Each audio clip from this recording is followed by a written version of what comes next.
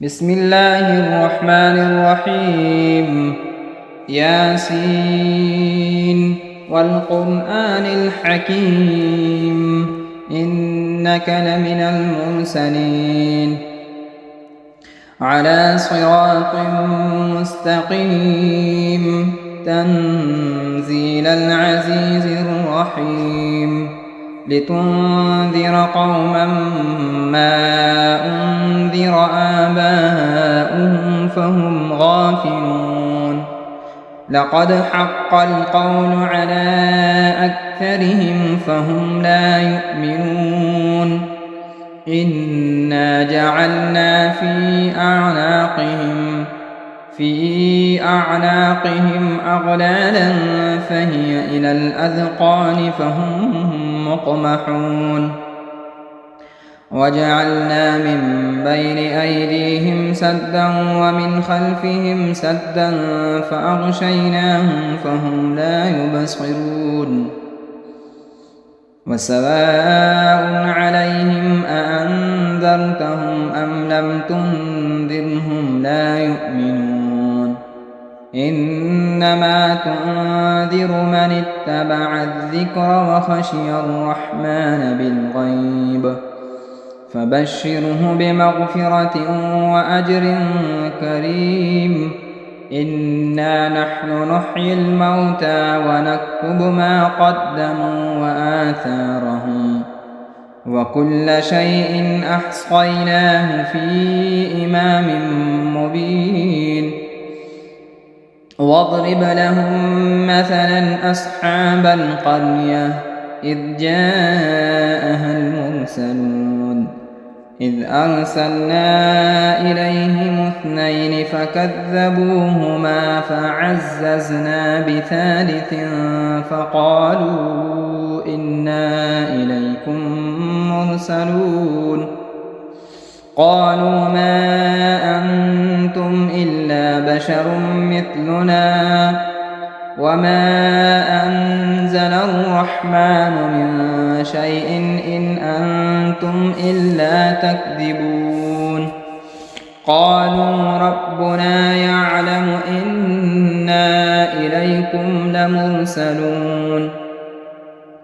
وما علينا إلا البلاغ المبين قالوا إنا تطيرنا بكم لئن لم تنتهوا لنرجمنكم وليمسنكم منا عذاب أليم قالوا طائركم معكم أئن ذكرتم بل أنتم قوم مسرفون وجاء من أقصى المدينة رجل يسعى قال يا قوم اتبعوا المرسلين اتبعوا من لا يسألكم أجرا وهم مهتدون وما لي لا أعبد الذي فطرني وإليه ترجعون أأتخذ من دونه آلهة إن يردني الرحمن بضر لا تغن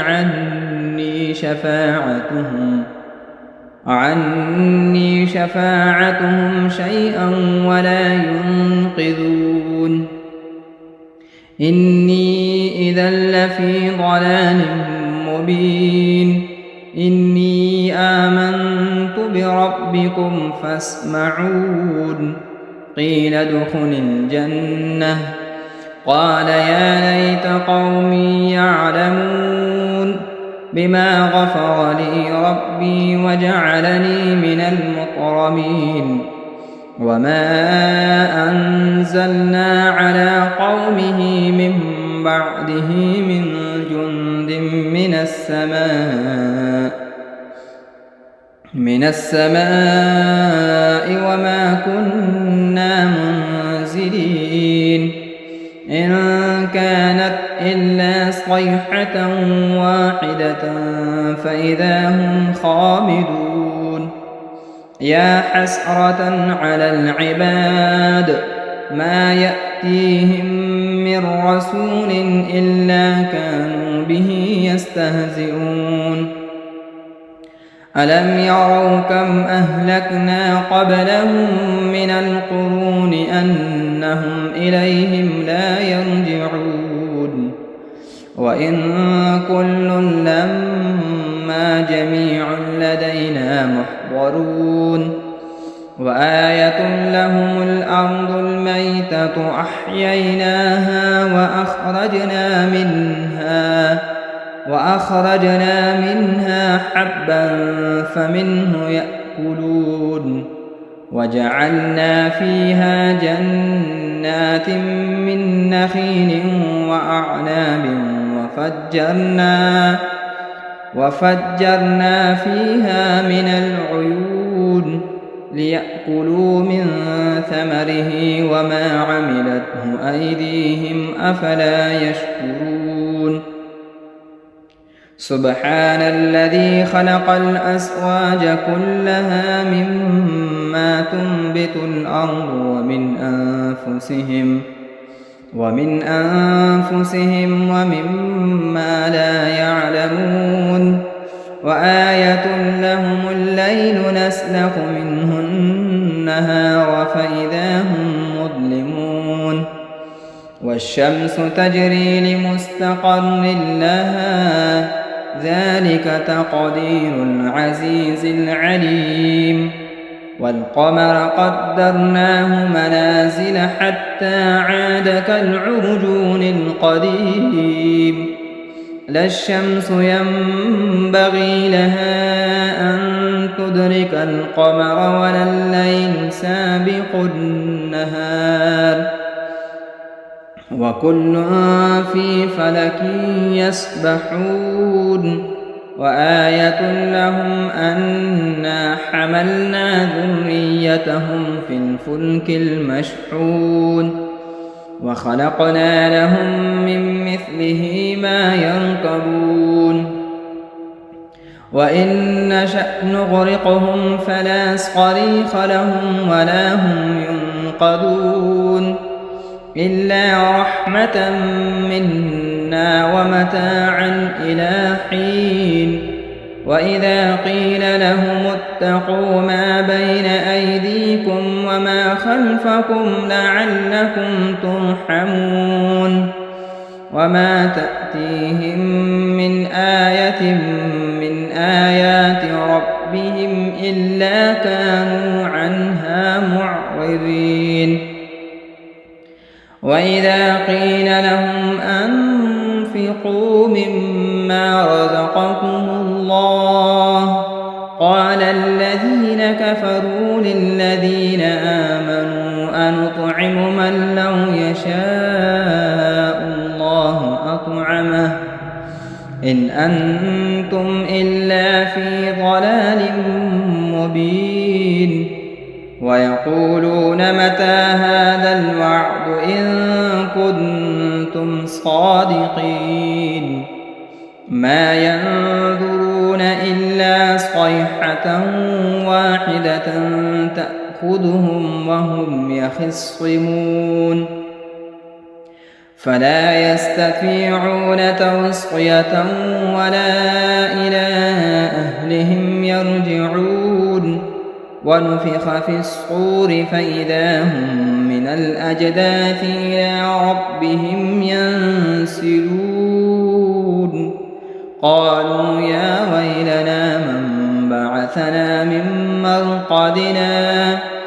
هذا ما وعد الرحمن وصدق المرسلون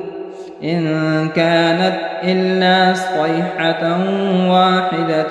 فإذا هم جميع لدينا محضرون فاليوم لا تظلم نفس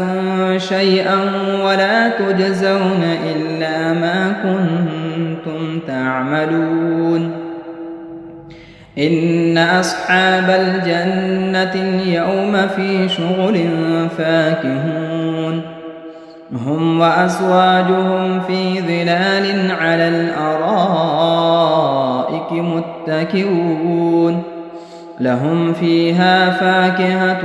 ولهم ما يدعون سلام قولا من رب رحيم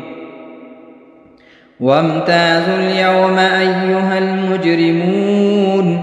ألم أعهد إليكم يا بني آدم ألا تعبدوا الشيطان إنه لكم عدو مبين وأن اعبدوني هذا صراط مستقيم ولقد أضل منكم جبلا كثيرا أفلم تكونوا تعقلون هذه جهنم التي كنتم توعدون اصلوها اليوم بما كنتم تكفرون اليوم نختم على أفواههم وتكلمنا أيديهم وتشهد أرجلهم بما كانوا يكسبون ولو نشاء لطمسنا على أعينهم فاستبقوا الصراط فأنى يبصرون ولو نشاء لمسخناهم على مكانتهم فما استطاعوا مضيا ولا يرجعون ومن نعمره ننكسه في الخلق أفلا يعقلون وما علمناه الشعر وما ينبغي له إن هو إلا ذكر وقرآن مبين لينذر من كان حيا ويحق القول على الكافرين أولم يروا أنا خلقنا لهم مما عملت أيدينا أنعاما فهم لها مالكون وذللناها لهم فمنها ركوبهم ومنها يأكلون ولهم فيها منافع ومشارب أفلا يشكرون واتخذوا من دون الله آلهة لعلهم ينصرون لا يستطيعون نصرهم وهم لهم جند محضرون فلا يحزنك قولهم إنا نعلم ما يسرون وما يعلنون أولم ير الإنسان أنا خلقناه من نطفة فإذا هو خصيم مبين وضرب لنا مثلا ونسي خلقه قال من يحيي العظام وهي رميم قل يحييها الذي أنشأها أول مرة وهو بكل خلق عليم الذي جعل لكم من الشجر الأخضر نارا فإذا أنتم منه توقدون أوليس الذي خلق السماوات والأرض بقادر على أن يخلق مثلهم بلى وهو الخلاق العليم إنما أمره إذا أراد شيئا أن يقول له كن فيكون فسبحان الذي بيده ملكوت كل شيء وإليه ترجعون بسم الله الرحمن الرحيم الرحمن علم القرآن خلق الإنسان علمه البيان الشمس والقمر بحسبان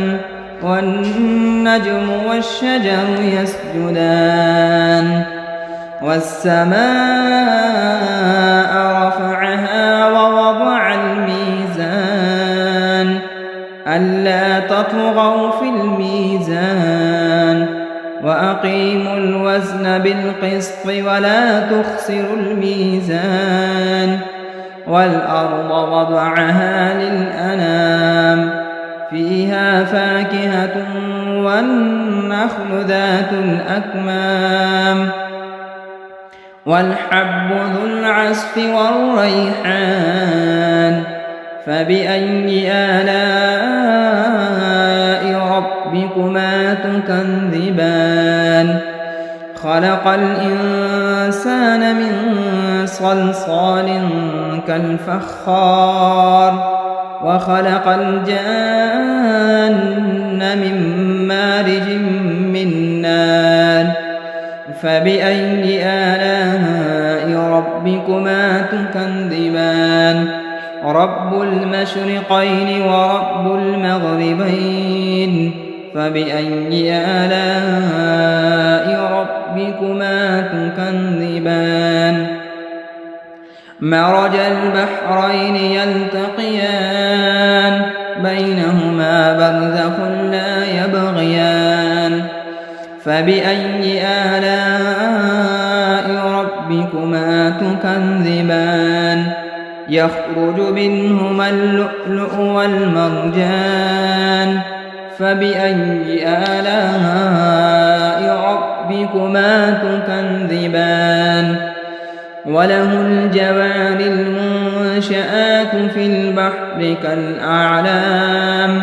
فبأي آلاء ربكما تكذبان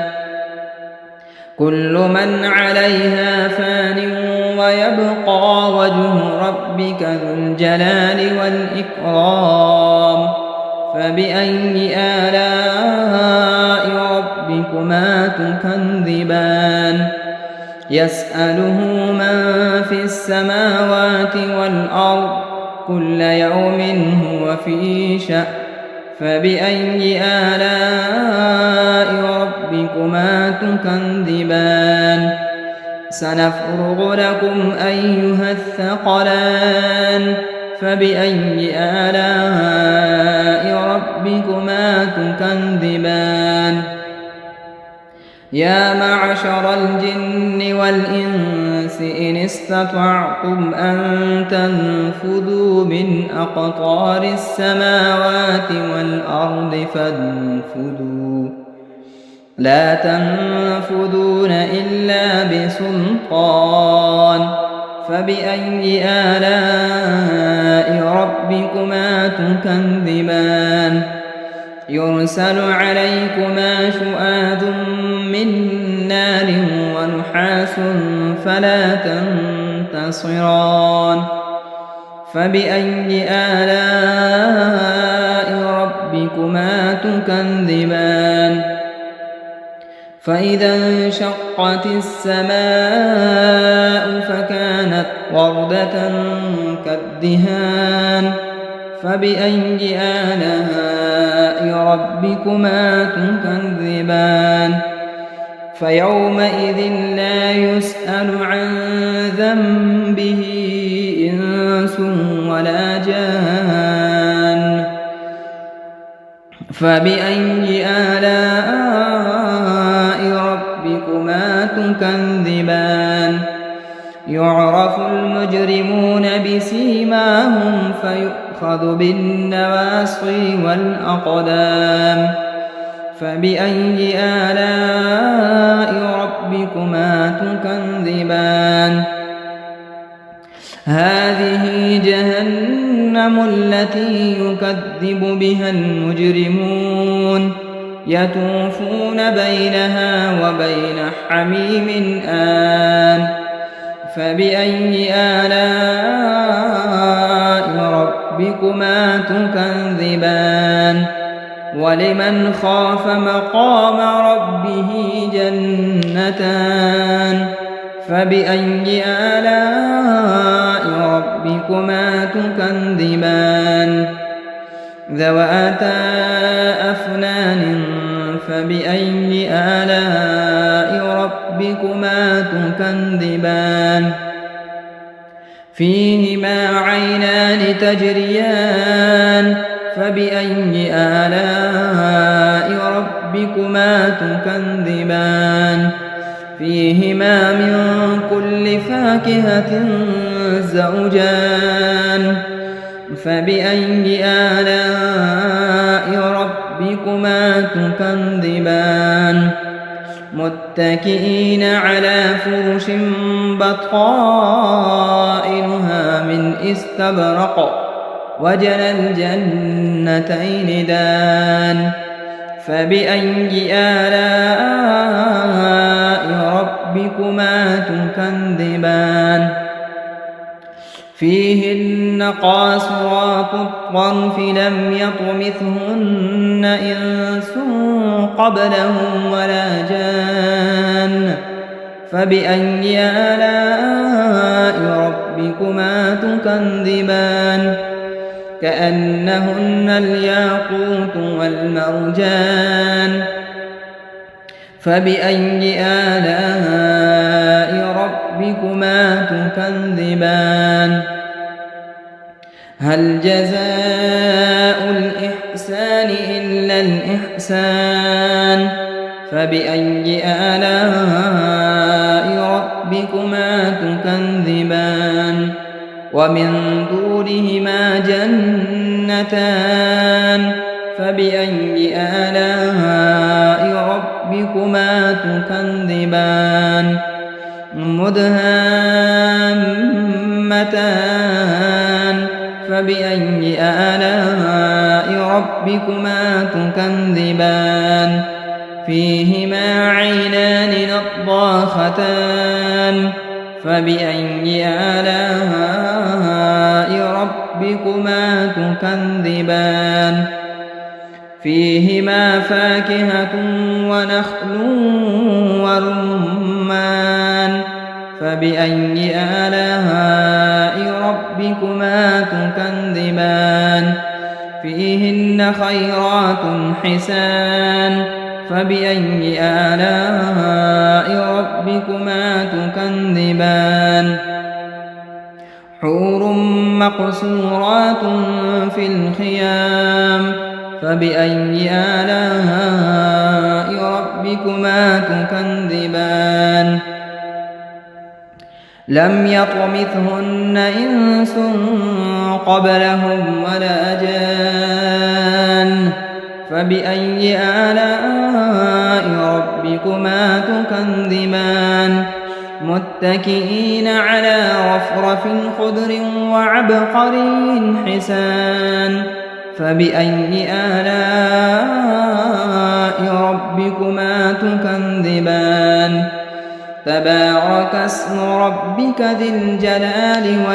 والإكرام بسم الله الرحمن الرحيم إذا وقعت الواقعة ليس لوقعتها كاذبة خافضة رافعة إذا رجت الأرض رجا وبست الجبال بسا فكانت هباء منبثا وكنتم أزواجا ثلاثا فأصحاب الميمنة ما أصحاب الميمنة وأصحاب المشأمة ما أصحاب المشأمة والسابقون السابقون أولئك المقربون في جنات النعيم ثلة من الأولين وقليل من الآخرين على سرر موضونة متكئين عليها متقابلين يطوف عليهم ولدان مخلدون بأكواب وأباريق وكأس من معين لا يصدعون عنها ولا ينزفون وفاكهة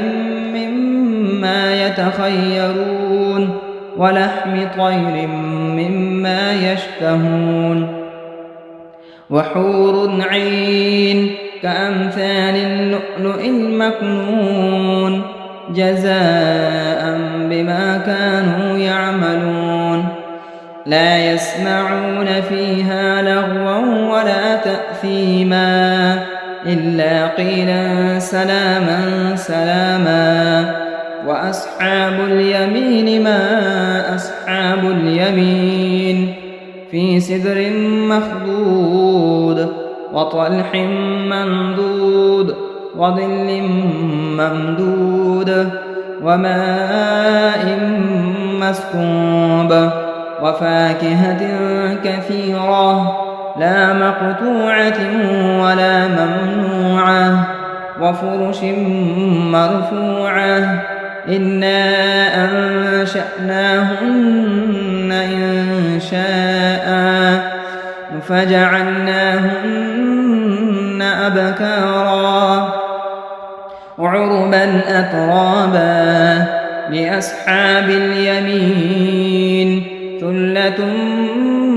من الأولين وثلة من الآخرين. وأصحاب الشمال ما أصحاب الشمال في سموم وحميم وظل من يحموم لا بارد ولا كريم إنهم كانوا قبل ذلك مترفين وكانوا يصرون على الحنث العظيم وكانوا يقولون أئذا متنا وكنا ترابا وعظاما أئنا لمبعوثون أو آباؤنا الأولون قل إن الأولين والآخرين لمجموعون إلى ميقات يوم معلوم ثم إنكم أيها الضالون المكذبون لآكلون من شجر من زقوم فمالئون منها البطون فشاربون عليه من الحميم فشاربون شرب الهيم هذا نزلهم يوم الدين نحن خلقناكم فلولا تصدقون أفرأيتم ما تمنون أأنتم تخلقونه أم نحن الخالقون نحن قدرنا بينكم الموت وما نحن بمسبوقين على أن نبدل أمثالكم وننشئكم فيما لا تعلمون ولقد علمتم النشأة الأولى فلولا تذكرون أفرأيتم ما تحرثون أأنتم تزرعونه أم نحن الزارعون لو نشاء لجعلناه حطاما فظلتم تفكهون إنا لمغرمون بل نحن محرومون أفرأيتم الماء الذي تشربون أأنتم أنزلتموه من المزن أم نحن المنزلون لو نشاء جعلناه أجاجا فلولا تشكرون أفرأيتم النار التي تورون أأنتم أنشأتم شجرتها أم نحن المنشئون نحن جعلناها تذكرة ومتاعا للمقوين فسبح باسم ربك العظيم فلا أقسم بمواقع النجوم وإنه لقسم لو تعلمون عظيم إنه لقرآن كريم في كتاب مكنون لا يمسه إلا المطهرون تنزيل من رب العالمين أفبهذا الحديث أنتم مدهنون وتجعلون رزقكم أنكم تكذبون فلولا إذا بلغت الحلقوم وأنتم حينئذ تنظرون ونحن أقرب إليه منكم ولكن لا تبصرون فلولا إن كنتم غير مدينين ارجعونها إن كنتم صادقين فأما إن كان من المقربين فروح وريحان وجنة نعيم وأما إن كان من أصحاب اليمين فسلام لك من أصحاب اليمين وأما إن كان من المكذبين الضالين فنزل من حميم وتصلية جحيم إن هذا لهو حق اليقين فسبح باسم ربك العظيم بسم الله الرحمن الرحيم تبارك الذي بيده الملك وهو على كل شيء قدير الذي خلق الموت والحياة ليبلوكم أيكم أحسن عملا وهو العزيز الغفور الذي خلق 7 سماوات طباقا ما ترى في خلق الرحمن من تفاوت فارجع البصر هل ترى من فتور ثم ارجع البصر كرتين ينقلب إليك البصر خاسئا وهو حسير ولقد زينا السماء الدنيا بمصابيح وجعلناها رجوما للشياطين وأعتدنا لهم عذاب السعير وللذين كفروا بربهم عذاب جهنم وبئس المصير إذا ألقوا فيها سمعوا لها شهيقا وهي تفور تكاد تميز من الغيظ كلما ألقي فيها فوج سألهم خزنتها ألم يأتكم نذير قالوا بلى قد جاءنا نذير فكذبنا وقلنا ما نزل الله من شيء إن أنتم إلا في ضلال كبير وقالوا لو كنا نسمع أو نعقل ما كنا في أصحاب السعير فاعترفوا بذنبهم فسحقا لأصحاب السعير إن الذين يخشون ربهم بالغيب لهم مغفرة وأجر كبير وأسروا قولكم أو اجهروا به إنه عليم بذات الصدور ألا يعلم من خلق وهو اللطيف الخبير هو الذي جعل لكم الأرض ذلولا فامشوا في مناكبها وكلوا من رزقه وإليه النشور أأمنتم من في السماء أن يخسف بكم الأرض فإذا هي تمور أم أمنتم من في السماء أن يرسل عليكم حاصبا فستعلمون كيف نذير ولقد كذب الذين من قبلهم فكيف كان نكير أولم يروا إلى الطير فوقهم صافات ويقبض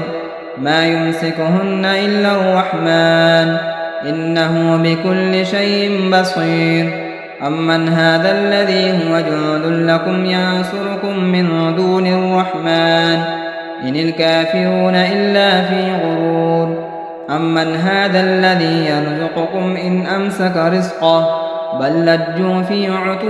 ونفور أفمن يمشي مكبا على وجهه أهدى أمن يمشي سويا على صراط مستقيم قل هو الذي أنشأكم وجعل لكم السمع والأبصار والأفئدة قليلا ما تشكرون قل هو الذي ذرأكم في الأرض وإليه تحشرون ويقولون متى هذا الوعد إن كنتم صادقين قل إنما العلم عند الله وإنما أنا نذير مبين فلما رأوه زلفة سيئت وجوه الذين كفروا وقيل هذا الذي كنتم به تدعون قل أرأيتم إن أهلكني الله ومن معي أو رحمنا فمن يجير الكافرين من عذاب أليم قل هو الرحمن آمنا به وعليه توكلنا فستعلمون من هو في ضلال مبين قل أرأيتم إن أصبح ماؤكم غورا فمن يأتيكم بماء معين صدق الله مولانا العظيم.